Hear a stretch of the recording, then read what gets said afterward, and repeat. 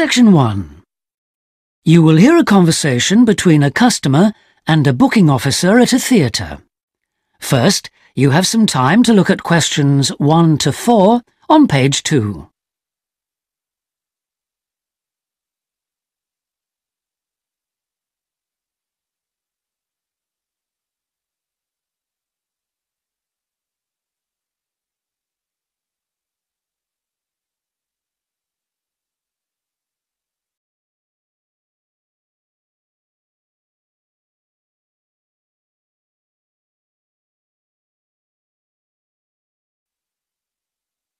Now we shall begin. You should answer the questions as you listen because you will not hear the recording a second time. Listen carefully and answer questions 1 to 4. Hello, Theatre Royal Plymouth? Hello. I'd like to make a booking, please. Yes. What is it you want to see? The Imposter. Right. And which day did you want to come? Friday the 25th. Just a moment and I'll check availability on the computer. Oh, sorry, we're fully booked for that performance. Oh dear. What about the following day then? The 26th? Yes, that's okay. We've got 2 performances on that day, one at 3:30 and one at 7. Which would you prefer? Oh, the later one, please. How many people? Well, there are 4 of us. Are there any concessions? Any children? Oh, I'm not sure. My daughters are 15 and 12. Do they get concessions? Only the 12-year-old, I'm afraid. So that's 1 child and 3 adults.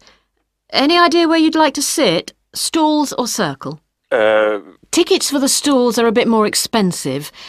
£12 for adults and £8.50 for children. The circle costs £10.50 and £6.50. Do you get a good view from the circle? Oh, yes. And in fact, we've got some seats left at the front, if you'd like those. Right. We'll go for those then. Right, that's seats A21 to 24 then. They're very good seats. That sounds fine. So let's see, that comes to £38 altogether for the tickets. How do you want to collect them? Shall I put them in the post? They'd be sent today by first-class mail and there'd be an additional charge of £1 to cover postage and administration. Or do you want to get them from the box office yourself? Oh, yes. Could you send them, please? No problem. That'll be £39 altogether. Before you hear the rest of the conversation, you have some time to look at questions 5 to 10 on page 2.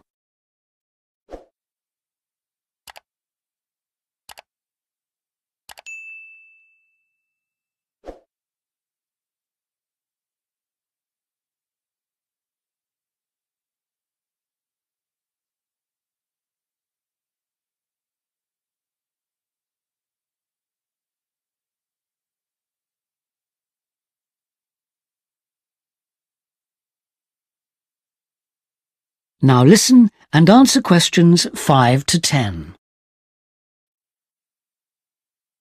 Could I just take your card details? What kind of card is it? Visa? Switch? MasterCard. OK. And the number? It's 3290 5876 4401 2899. 2899. OK. And the name on the card, please? It's Mr. J. Whitton. WHITTON. N for never or M for mother? N for never. Thank you. And now I've nearly finished, but I just need your address and postcode. Yes, it's 42 South Street. OK. Is that Plymouth? London. And the postcode? It's SW2 5GE. That's fine then. The ticket should be with you tomorrow. Is there anything else I can do for you? Yes, I was wondering if I could get regular information about what's on. Certainly. I can just add your name to our mailing list. Would that be OK? That would be very good. Yes, please. Oh, and there is something else, sorry. One of our group is hard of hearing, and I've heard that you can supply special headphones. That's right. As long as you tell us in advance, we can always do that.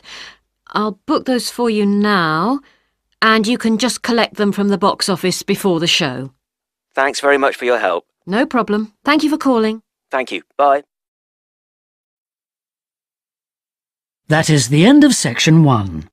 You now have half a minute to check your answers.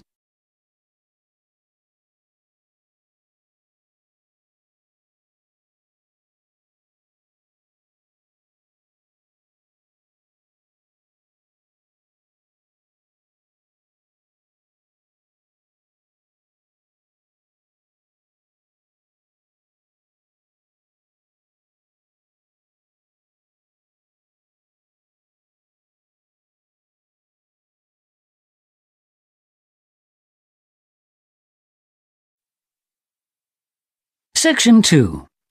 You will hear the organiser of a rock festival talking to the exhibitors and performers at a planning meeting. First, you have some time to look at questions 11 to 17 on page 3.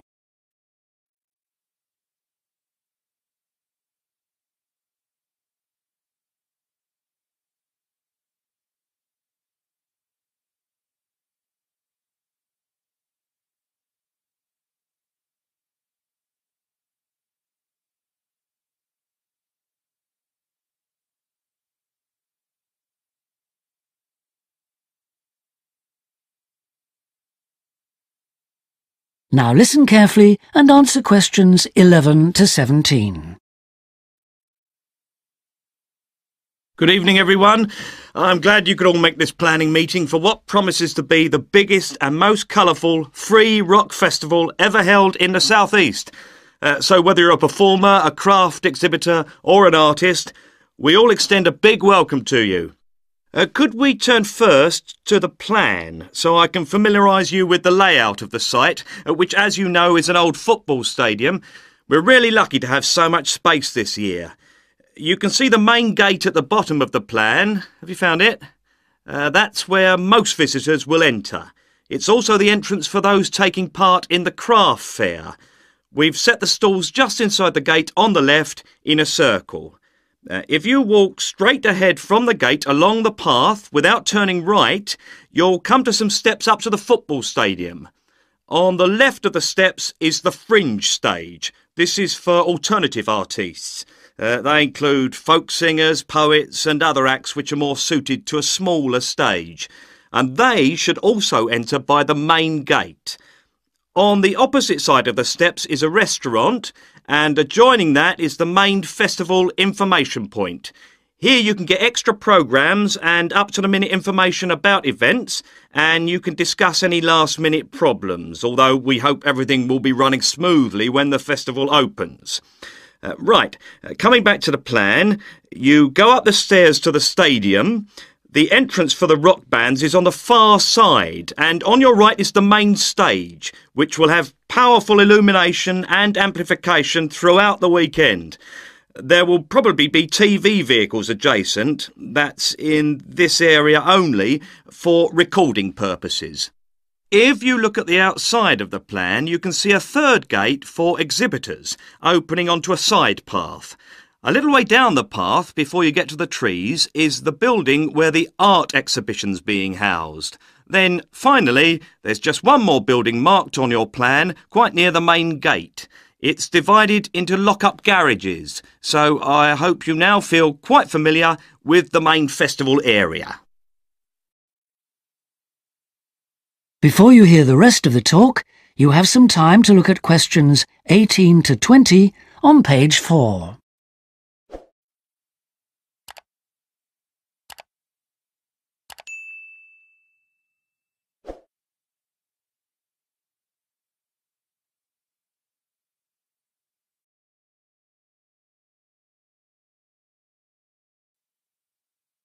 Now listen and answer questions 18 to 20. We also hope that you'll have received your welcome pack. In it you should find 2 parking tickets for yourself and anyone assisting you, an armband to indicate that you are an official visitor, one of our brilliant yellow badges with the new festival logo, a festival programme, and several sheets of information that we'd ask you to study carefully before the event. Please could you note that all setting up of stalls, displays and so on should be completed by 9:30 a.m. and that, unfortunately, we won't be able to allow any vehicles to enter the festival area after that time. Yeah, it's a big site, but even a few vehicles parked in the wrong place can block the paths. With crowds of people, and we are expecting several thousand, this can merely be a nuisance, but if there's an emergency and access for an ambulance is blocked, the situation will become not just annoying, but also dangerous. And don't forget, it could be your mother or your child who needs help. Several exhibitors and craftspeople have asked us if any provision can be made for overnight storage of tables, chairs and display items rather than having to take them home and bring them again. We're pleased to say that a limited amount of space has been made available in the building near the main gate. You'll be issued with a yellow ticket to reclaim your property, similar to the red parking tickets, so do check you bring the right one. But please understand that this is entirely at your own risk, as we can take no responsibility for items lost or damaged. I think that's all I have to say at this point, but thank you all for your attention. That is the end of section 2. You now have half a minute to check your answers.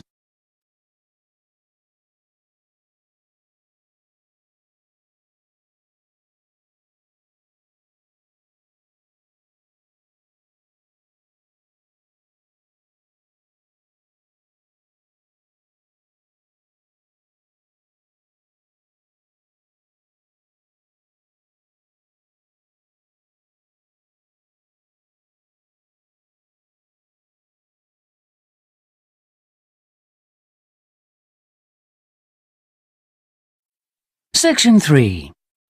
You will hear a discussion between a business student called Marco and his personal tutor about the courses that Marco should take. First, you have some time to look at questions 21 to 23 on page 5.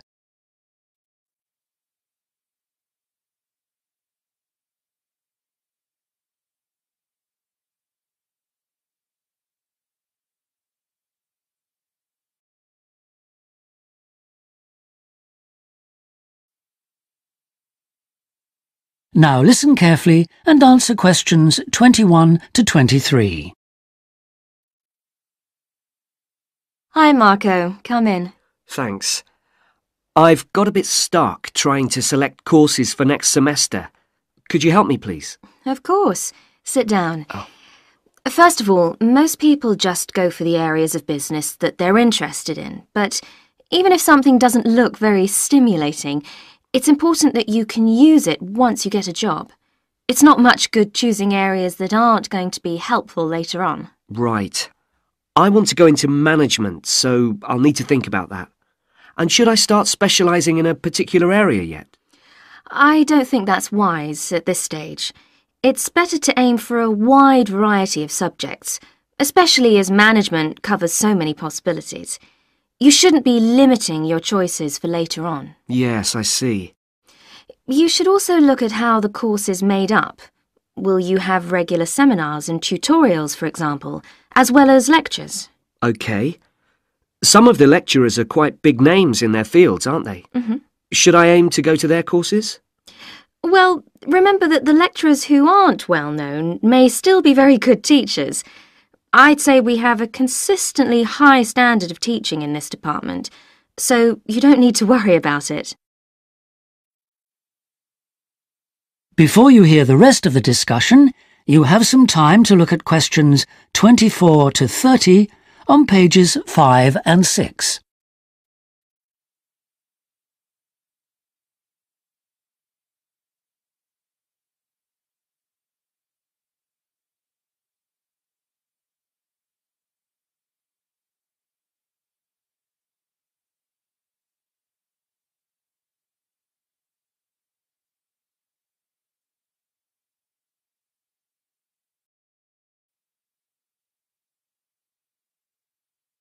Now listen and answer questions 24 to 30. Good. Well, that's a great help. Now, last time we met, you mentioned doing team management, didn't you? That's right. I'm still quite keen on the idea. The trouble is that because of changes in the content of various courses, team management overlaps with the Introduction to Management course you took in your first year. So what you learned from it would be too little for the amount of time you'd have to spend on it. I'll drop that idea then. Have you had a chance to look at the outline I wrote for my finance dissertation? I left it in your pigeonhole last week. Yes. Why exactly do you want to write a dissertation instead of taking the finance modules? It'll be pretty demanding. Well, I'm quite prepared to do the extra work because I'm keen to investigate something in depth, instead of just skating across the surface. I realise that a broader knowledge base may be more useful to my career, but I'm really keen to do this. Right. Well, I had a quick look through your outline, and the first thing that struck me was that you'll have to be careful how you set about it, as the way you've organised it seems unnecessarily complex. The data that you want to collect and analyse is potentially valuable, but you'll need to narrow down the subject matter to make the whole thing manageable. OK. I'll have another look at it. I was talking to Professor Briggs about it yesterday, and I got some more ideas then. For part of the dissertation, I was thinking of trying to persuade finance managers from 3 or 4 companies to let me ask them about their company finances. If not, I think I'll have to change to another topic. Well, go ahead then. I could give you some names. Thanks. Now, let's talk about practicalities. Your dissertation must be finalised by the end of May, so you should aim to finish the first draft by the end of March. Is that feasible? Yes, it shouldn't be a problem. I'll need to register for the dissertation, won't I? Is that with the registrar's department? No, it's internal to this department, so you just need to let the secretary know. Do that as soon as you're sure you're going to write the dissertation. OK. Then, to analyse your statistics, you're going to need some suitable software. If I were you, I'd drop into the computer office and ask them for a copy. Right. So, if I revise my outline, can I... That is the end of section 3. You now have half a minute to check your answers.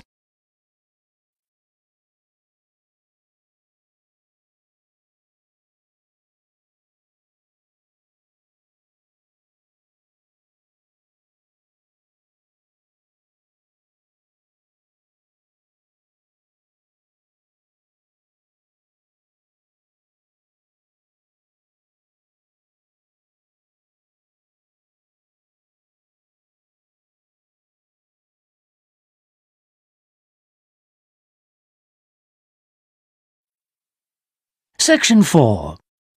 You will hear a talk about a research project on the tiger shark. First, you have some time to look at questions 31 to 40 on pages 7 and 8.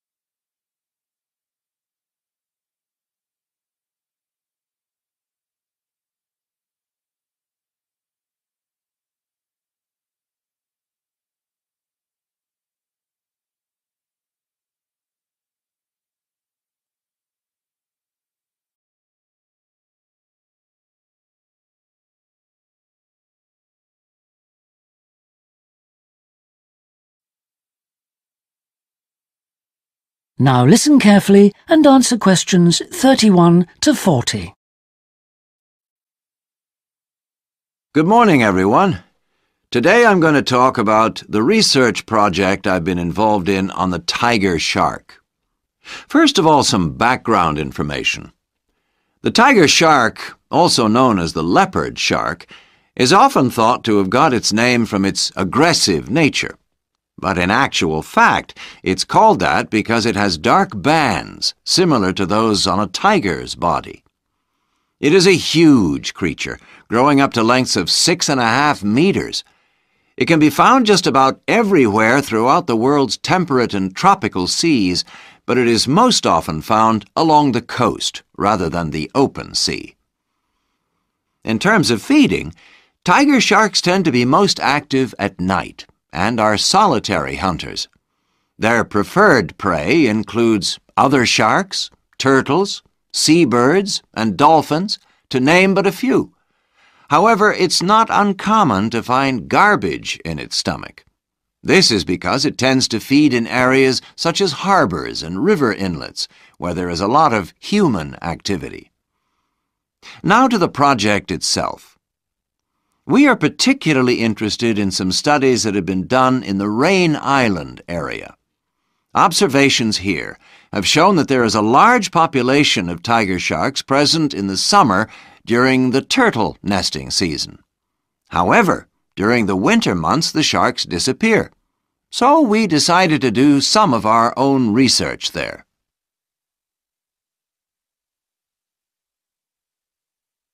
The first step was to tag a number of sharks so that we could follow their movements.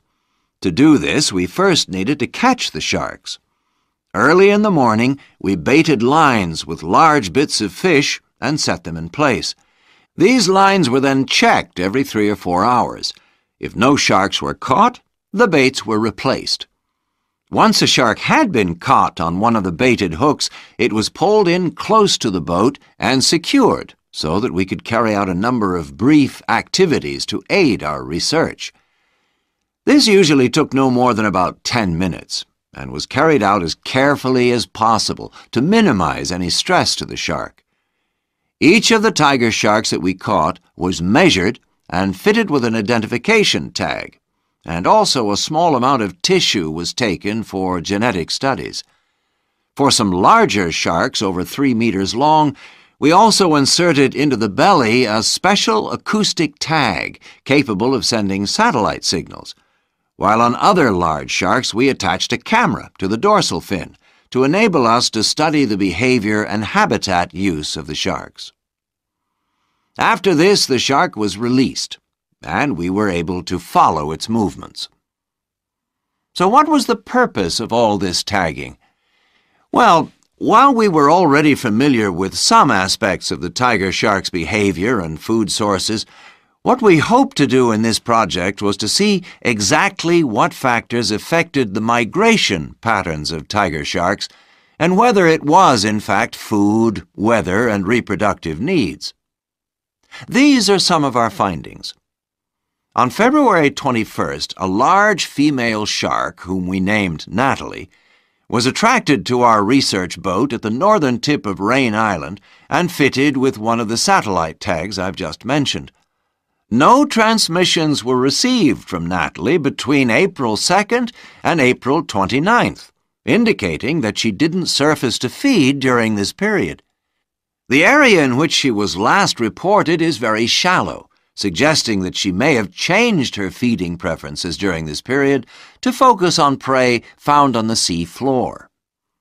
We also made a number of other discoveries, thanks to the various transmitters we used. It seems that tiger sharks move back and forth between the ocean floor and the surface quite often.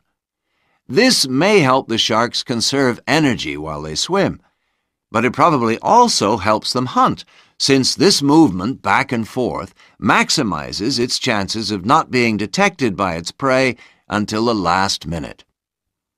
So far, our findings have not been conclusive. However, we have gained some very interesting insights into the behavior of tiger sharks and are now hoping to develop our research further. That is the end of section 4. You now have half a minute to check your answers.